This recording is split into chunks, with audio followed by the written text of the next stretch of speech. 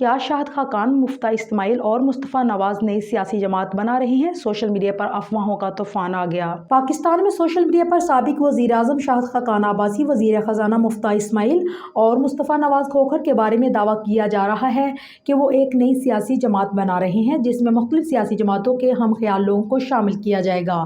اس بات کو لوگوں کی بڑی تعداد درست اطلاع سمجھ رہی ہے۔ اس کی وجہ یہ بھی ہے کہ پاکستان میں عموماً عام انتخابات سے قبل کوئی نہ کوئی نئی سیاسی جماعت وجود میں آ جاتی ہے جو بڑی سیاسی جماعتوں کا ووٹ بینک متاثر کرتی ہے یا متاثر کرنے کے لیے ہی بنائی جاتی ہے۔ اسے درست ماننے کی دوسری بڑی وجہ یہ بھی ہے کہ مفتہ اسماعیل وزارت خزانہ سے فراغت کے کچھ عرصہ بعد سے اپنی ہی جماعت کی پالیسی اور بالخصوص وزیر خزانہ اسحاق ڈار کو تنقید کا نشانہ بنا رہے ہیں۔ مصطفیٰ نواز کھوکھر بھی اپنی جماعت کی پالیسی سے اختلافات کے باعث سینٹ سے مستعفی ہو چکے ہیں، جبکہ شاہد خاقان عباسی جو ہمیشہ سے نون لیگ کابینہ کا حصہ رہے لیکن شہباز شریف کابینہ کا حصہ نہیں بنے۔ یہ معاملہ مصطفیٰ نواز کھوکھر اور مفتہ اسماعیل کی ٹویٹس سے شروع ہوا ہے۔ ان ٹویٹس کی بنیاد پر سوشل میڈیا اور واٹس ایپ پر یہ تاثر پھیلنے لگا کہ یہ رہنما مل کر ایک نئی سیاسی جماعت بنا رہے ہیں۔ اس حوالے سے ایک میڈیا ہاؤس کی جانب سے خبر بھی نشر کی گئی ہے جس میں یہ دعویٰ کیا گیا ہے کہ یہ لوگ نئی سیاسی جماعت بنا رہے ہیں، تاہم وزارت توانائی کے حکام نے نجی نیوز کو تصدیق کی ہے کہ شاہد خاقان عباسی وزیر اعظم کی ہدایت کی روشنی میں توانائی کی وزارت کے معاملات کو دیکھ رہے ہیں۔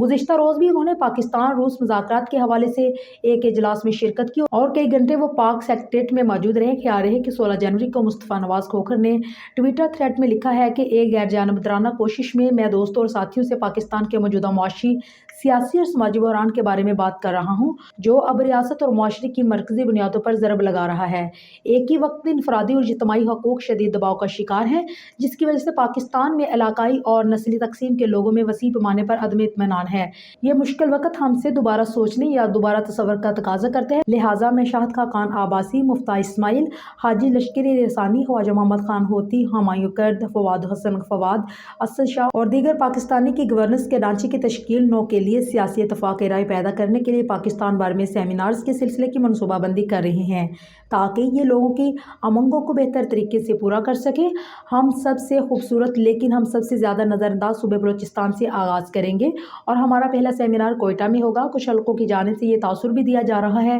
کہ شاہد خاقان عباسی مریم نواز کو پارٹی کا سینئر نائب صدر بنانے اور مفتہ اسماعیل کو ہٹانے پر پارٹی قیادت سے ناراض ہیں، اس لیے کچھ عرصہ سے نظر نہیں آ رہے۔ انہوں نے مزید کہا کہ لشکری رسانی، ہمایوں کرد اور دیگر دوستوں نے اس سیمینار میں میزبانی کی پیشکش کی ہے جو 21 جنوری 2023 بروز سنیچر صبح 10 بجے نوری خان کلچر کمپلیکس میں منعقد ہوگا۔